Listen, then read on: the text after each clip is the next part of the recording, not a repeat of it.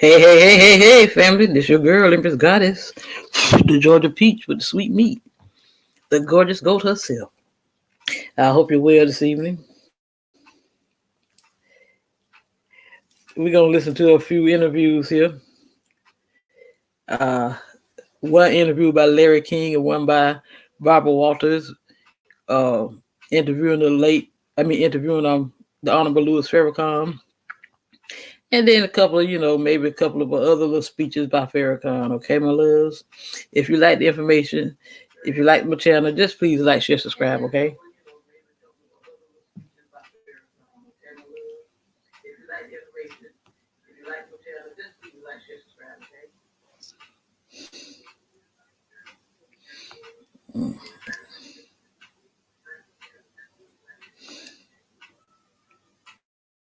Of unity possible if the messenger is Louis Farrakhan. We review the Million Man March ahead on Larry King Live.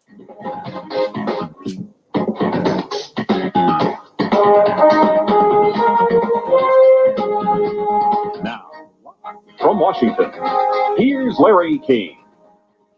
Good evening. Later, a panel discussion of the events of this in Washington, but first, the man who started all, in fact, first announced it on this program about this march. Was it a success? Yes, we believe it was a success in terms of numbers, but a success in terms of spirit. I don't believe there ever was a march in Washington where the men were so disciplined, so reflective, so courteous, so loving toward one another. I don't believe there was one incident where the police had to come and take anyone away. Do we have a count as to how many? Was it a million? Wasn't a million? Well, Sam Jordan, who is Mayor Barry's man for events, said he thought it was no less than 1,200,000. We were shocked when we heard the figure of 400,000. When they said right before you get to the water, if you feel that it's 189,000, and if you go back from the water to the Washington Monument, that's another 550,000. And then we had all of Pennsylvania Avenue blocked, and then we had some on the other side of 14th Street. Let me get this disclaimer out of the way. Warning. Federal law allows citizens to reproduce, distribute, or exhibit portions of copyrighted motion pictures, videotapes, or video discs under certain circumstances without the authorization of the copyright holder. This is called fair use. For the purposes of criticism, news reporting, teaching, prodigy, which doesn't infringe on the copyright under 17 U.S.C. 107. I repeat, fair use. Toward the Lincoln Memorial, and we had them on all sides, even around the back of the Capitol. I just think... 1,200,000 is more correct than 4. Yes, definitely. Anything surprise you today? Well, to tell you the truth, when I first said 1 million, I saw the number go out of my mouth, and I looked at it. And I said, well, I've got to chase it because I've said it, but I thought I was inspired to say it. And I was very, very thankful to Almighty God that we had such a great number today. You said you didn't want it to happen. How did this become the Farrakhan March? Well, I think from the very beginning, we called it, and we had an ecumenical approach. We invited Reverend Jackson, invited Christian clergymen from around the nation. There was some doubt as to the ecumenicity of it, what the moral tone of it would be. Would it be all-inclusive? And when we satisfied most that that's exactly what we intended, we began to pull a lot of folk on board. And some rejected the poster with my picture on it. And I said, that's no problem. If it bothers you, take it off. Did you not want it to be the Farrakhan March? No. I wanted it to be a march that all of us could present ourselves on a platform that left us all comfortable. How do you feel when you hear so many people, including the President of the United States, who didn't mention you by name, but we all know what he was referring to, say, I support the march, but not the man who's behind it? How do you feel? Well, I think the President probably is a victim of a lot of the 30-second bites. He doesn't know me, but perhaps if he got to know me, he would see that I'm not a man of malice or divisiveness. I didn't start the country on a divisive road. I'm not the father of Jim Crow and segregation. I'm not the father of redlining. I'm just not that. And so it's sad to blame the victim for the crime of the real criminals. If you had to go back, Reverend Farrakhan, would you have tempered the Jewish criticism early on so that you were not labeled in that regard? Since you say you're taken out of context, would have been better off if you had just never mentioned Jews. Martin Luther King never mentioned Jews, Irish or Italian. I knew him well. Don't refer to other religions. I never knew the politics of this. When Reverend Jesse Jackson was running for president, I saw the media beginning to demonize the brother, and I felt personally I didn't want to see him hurt, so I spoke out. And in speaking out, I was called the new Black Hitler, and that started the controversy. And for 11 years now, we've been seeking dialogue. We started with Nathan Perlmutter back in 1984, and now with Mr. Fox and the 12 presidents. But you have flamed the flames a little, haven't you? Yes, but they have. I didn't put the ad in the New York Times. They did. They didn't insert me into the march. They inserted themselves into the march. I didn't call it Farrakhan's march. The news media called it Farrakhan. They called it that specifically so that it would divide our people and stay away because of the reputation of Farrakhan. Now they don't want to give me credit. Why were Jews even ever a part of the march? What do they have to do with your ministry? Well, I think it probably is better that when we down in dialogue, we can get all of that. But right now, I think it is a time for healing, and it is a time for reconciliation, and hopefully we'll be able to do that. And feeding the fire with fuel doesn't help the problem. So you're willing to sit down? Oh, certainly. Are you willing to also say that if you offended, you apologize? If the Jewish leaders can show me in truth where I spoke them the truth, then I would have to apologize. And I'm not too big to do that. But I can never apologize for speaking the truth. Simply put, then, do you believe all people are created equal? No, I don't believe that. I believe all people are created equal, but all people are not equal in that some will do greater than others. Some will run faster than others. Some are brighter than others. But all of us are created equally under a divine law that renders us all equal. I mean, collectively, though, blacks aren't better than Jews. Jews aren't better than Christians. Christians aren't better than atheists. The person who is better is most careful of his God. I'm not because I'm black, and you're not better because white. But if I use my talent for the glory of God and I'm dutiful to God and obedient to his laws and statutes, then God may say I am better, but that's never for me to say because it becomes a vain expression. You said something very interesting in the green room that I'll repeat and I wish you'd elaborate on. 3 words. You said, yes, you are Jewish. Yes, because Paul said, the Jew is not the Jew outwardly, circumcision of the male organ. The Jew is the Jew inwardly by the circumcision of the heart. So what God demands today is a new Jew and a new covenant. Not the Jew outwardly by rituals, but the Jew inwardly, total submission and obedience to the will and the law of God. But you bear no group hate. You bear no group. No, sir. You think in the days ahead after this moment at bringing that together?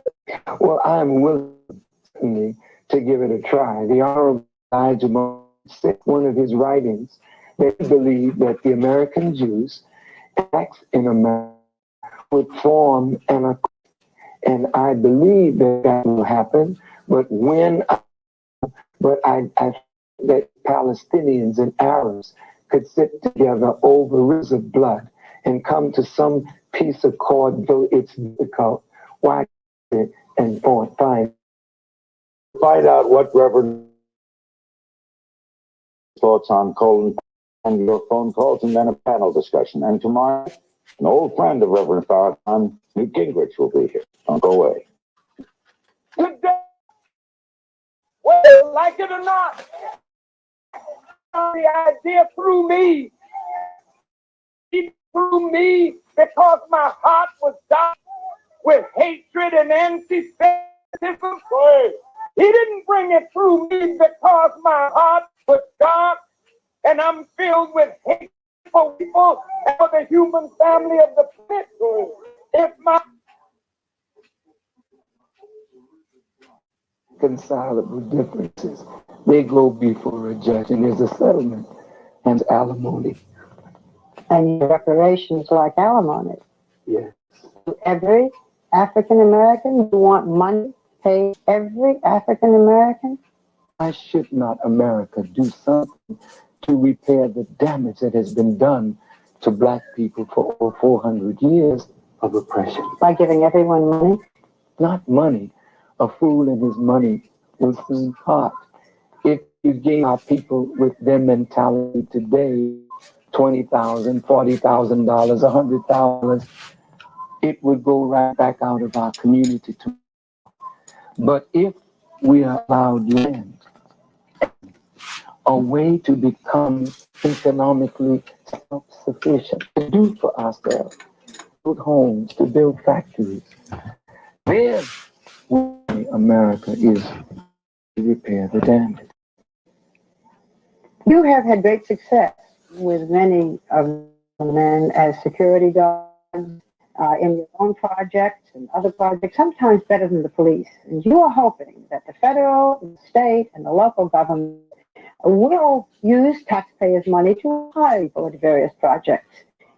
And then your prophet and mentor, Elijah Muhammad, said, and I have the quote, "The white man is so wicked and filthy that God calls him the skunk of the planet Earth." How do you expect taxpayers' money, that's all Americans, white and black, to fund the Nation of Islam when they're much like that? The language is harsh, but the reality of black existence and black suffering is also very harsh. Harsh, you call it, other people would call it vile. Do you stand by that? The harsh language designed to knock on your door and get your attention. It did. And that it did. The man whose harsh language drew attention to the Nation of Islam most recently was Abdul Muhammad, then the nation's official spokesman and one of Louis Farrakhan's most trusted aides. In a speech at King College in New Jersey last November, Khalid proudly proclaimed he was an anti-Semite and called Jews bloodsuckers. When the speech attracted criticism, Farrakhan demoted Khalid. He said Khalid had used mean-spirited language, but had also spoken some truths. I would like to go through some of the things he said, and tell me, if you will, where are the truths and which are the truths that you still stand by. Jews are sucking the blood of the blacks. Jewelry is really Jewelry because Jews have been stealing all over the face at their Goldstein or Silverstein. No matter who controls that seat. Jews control the media, especially NBC, ABC, and CBS. By the way, out of the 5 networks, including CNN, CNN's own CEO is Jewish. The Pope is a no-good cracker. Somebody needs to raise that dress up what's really under there. Which are the truth? I rebuke the vileness of his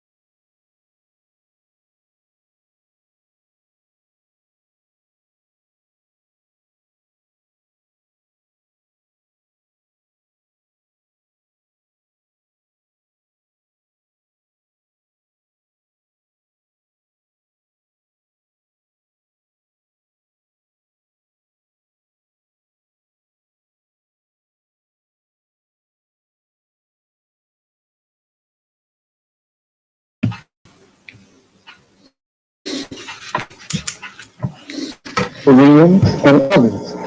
So sucking the blood means taking from the life of a community that it sustains life.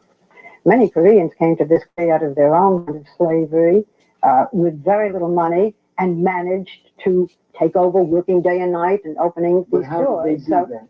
Miss Walters' culture and their allowed them to pool their resources. Fine, but in putting down, I'm trying to raise the culture initiative of the African Americans, and it's there to be raised. But is the way to raise it those who had raised themselves, Jews, Koreans, Arabs, and suckers? That is not the language. So, but you truth. I mean, this is what has to clear up. That's it. That's all this. I told you what truths that I stood by. We are dying. Others are growing to strength. Now, if you ask, what is a bloodsucker? A bloodsucker is a leech. And put a leech on your skin, that leech sucks blood from you in order to maintain your life. After all, Miss, we have fought and died in every theater of war the country has had for we yet don't enjoy. Can say, and Irish, Scots, and Italians, that they have also fought wars. What I am asking, and I can go on with the questions, is how does it help you denigrate others? It does not help us to denigrate. But you know, Miss Walters, as when you exploit the ignorance of a people, that's not somebody lifting themselves up. That's somebody lifting themselves up at the expense of somebody else. It means that something is wrong and very wrong. This book is one of the tools the nation uses what it sees as wrong. It's what the Islam's research department secret relationship between blacks and Jews, claiming the Jews were large-scale slavers. It is said to be based on Jewish records, but scholars have criticized the book as inaccurate and distorted. The statistics that you give can be rebuked and refuted by Jewish scholars, but I'd like to go beyond arguing about how that was 100 years ago. We now have relations with Germany. We don't hold what against the young Germans. Now, against the fathers did upon the sons. Miss Walters, you have relationship with Germany today because Germany has moved to right a terrible wrong. Why pick the Jews particularly, which is what you've done? I have, you know, the victim. No. It's not the secret history of blacks and whites, or blacks and Scots, or blacks and Italians. It's Jews. And the reason for that, Miss Walters, is because all know Gentile whites in it. There are many Jews who do not know the role some Jews played in slave trade, and it was a prominent role. But whether it or prominent, the fact of the matter is Jews have succeeded in the world, blacks at the bottom of the socioeconomic ladder. You know, especially in our time, Jews have felt that they had a desire, an obligation to. We had the civil rights marches. So many participated, and you had young Jewish men who, like Andrew Goodman and Michael Schwerner, but Jews who had felt that they were more allied with blacks, perhaps even other nationalities, would feel hurt. Can you understand, Miss Walters, how we feel? Blacks were bitten by vicious dogs and beaten cubs and cattle prodded and water hoses put on us. Blacks died.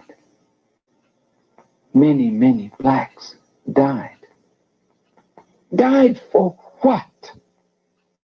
That we could drink water at a fountain and go to toilet? What in our blood in all of these wars for? We should die to go to a toilet? That we should die for a cup of coffee? Do you understand? I understand what your people went through. I try as a human being, regardless of what my religion race may be. I can try, you try.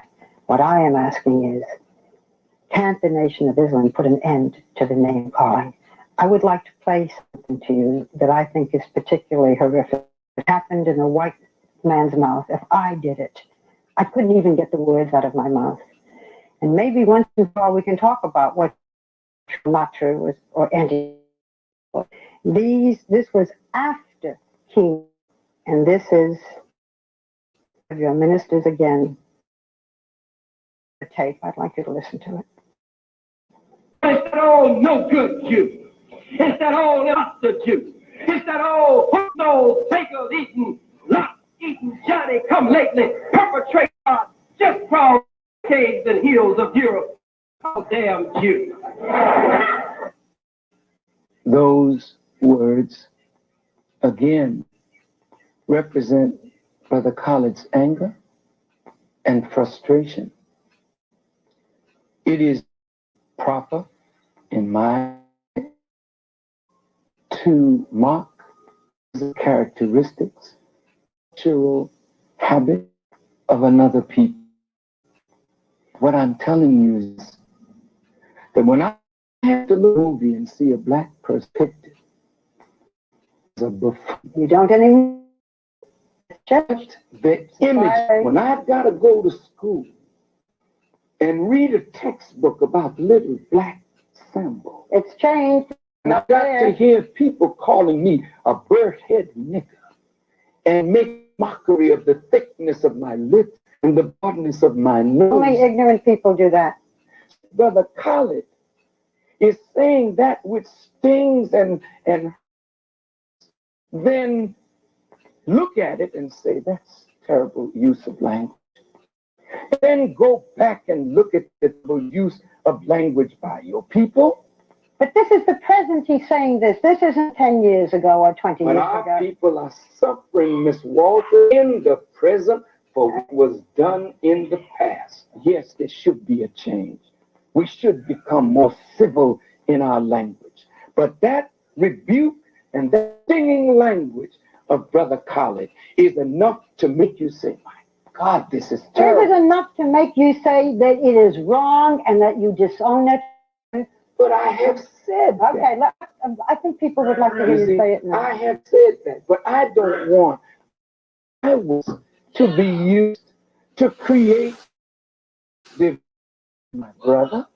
Khalid Muhammad is my son in the ministry. And Khalid Muhammad, a helper of me. So I am trying to correct. I will not do so that Khan condemn his brother and renounce him. I'm not in the renunciation, denunciation pattern. I'm a redemptive pattern. Although Farrakhan told us last week,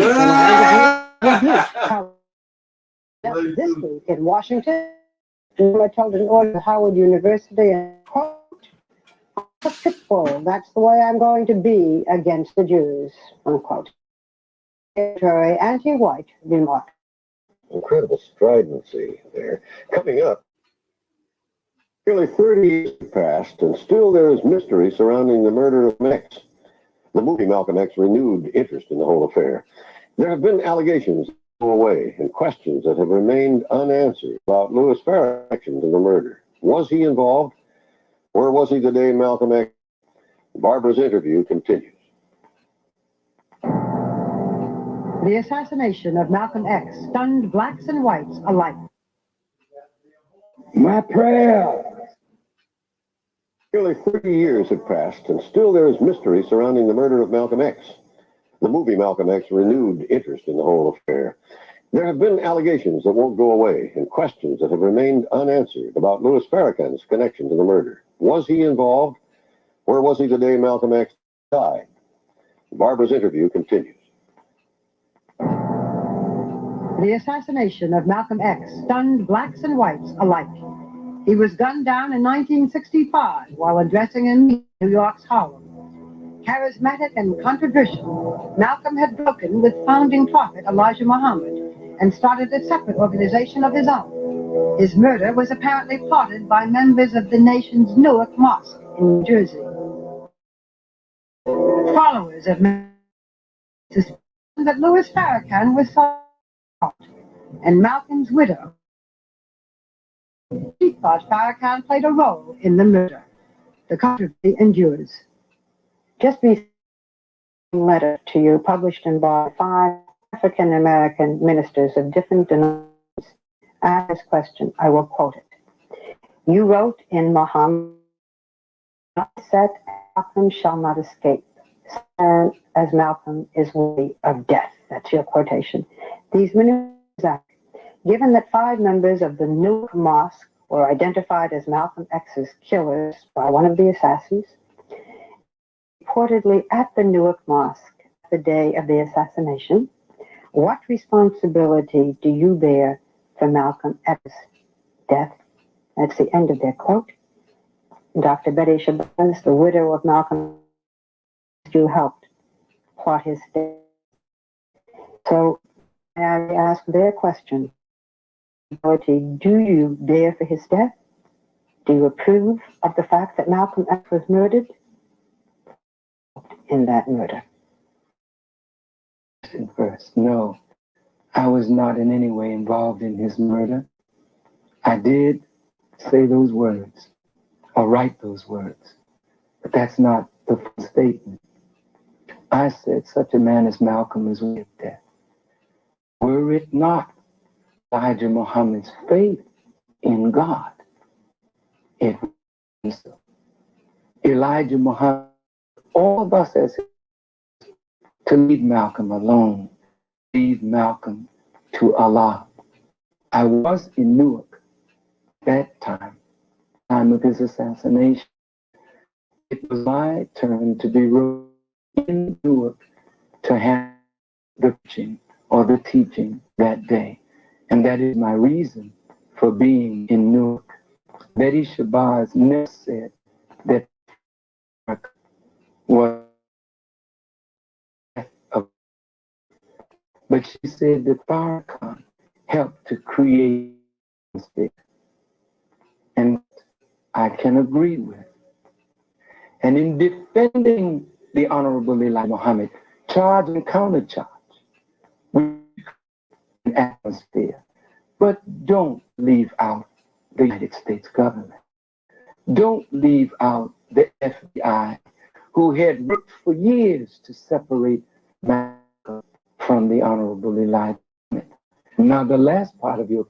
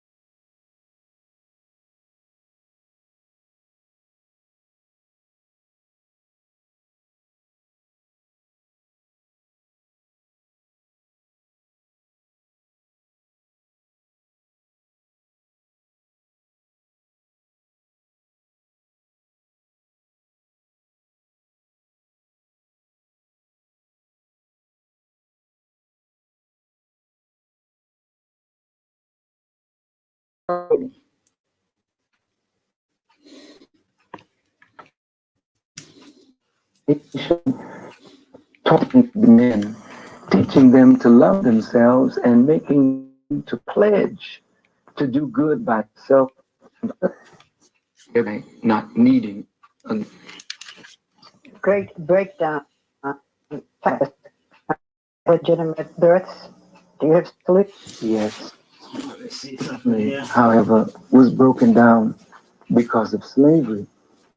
The slave master fed us, clothed us, and sheltered us. So that mentality this day, if we really want to be respected as responsibility, not just making baby, but father, maintaining it, nurturing it. You're against welfare. Yes. The Honorable Elijah Muhammad said, welfare spelled backwards means farewell to independence. So as fast as we can, we move our people away from welfare.